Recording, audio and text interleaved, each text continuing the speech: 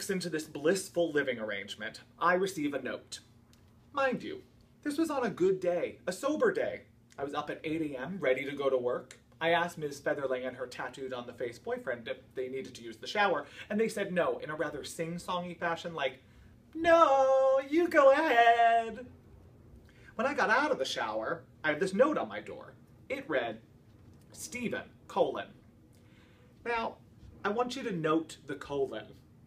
This was not a friendly letter that would have begun, Dear Steven, or a formal friendly letter that would have begun to Steven, No, this was Steven, : I am instantly hip to the fact that this is a business letter. Dread begins in my stomach. Steven, : Over the past several weeks, you have repeatedly violated my person.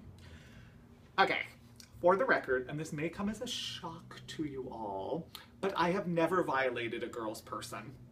I'm not even sure how a girl's person works or where it is located. Until recently, I thought the P came from the same place as the sex parts. Over the past several weeks, you've repeatedly violated my person.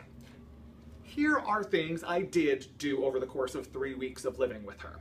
I stayed in my room for 24 hours having a paranoid delusion that she and her boyfriend, who had several facial piercings, were going to attack me. I came and left a lot after she went to sleep, which is creepy, I'm sure, and I ate some of her yogurt, which is not cool. I also used her shampoo and conditioner because I needed money for things like cigarettes and crystal meth, and those are not free, and your shampoo and conditioner are free, at least to me, because they're in the shower. Didn't you know how much I love trying other people's hair products? I sometimes think the only reason I had sex with so many guys was so I could try all of their different hair products. I've tried almost every shampoo known to man, and also conditioners when my fine hair gets longer.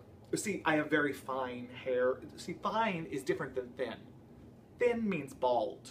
My hair is fine like baby's hair. You can see the difference. It's soft and exciting, as are my earlobes.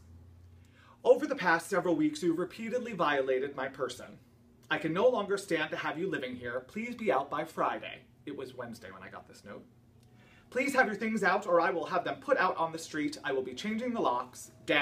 Kelly. How could she do this to me? And now, for a moment of hindsight. I probably would have kicked me out too. Here is this sometimes charming, sometimes totally crazy, obvious drug addict in my home. I'd have said, get him out of here. Change the locks before he steals my keyboard and my TV and my secret Unicorns on Trapper Keeper collection. I mean, he ate my yogurt. He used half of my shampoo and I believe some of my conditioner towards the end when some of his fine hair got longer. I would have done the same. Probably would have written a similar note with a flair for the dramatic and a grammatical structure appropriate to the situation at hand. At the time, though, well, I didn't know what to do. I moved my stuff down to the basement later that day as Feathers was nowhere to be found. I packed one suitcase and I was on my way. The rest of the stuff was gone after 3 weeks of me not coming to get it. Pictures and movies and things very important to me, all gone. My whole life save for a few pair of jeans, some t-shirts, some underwear, some socks. It's like that last scene in Fiddler on the Roof. A mop, a chair.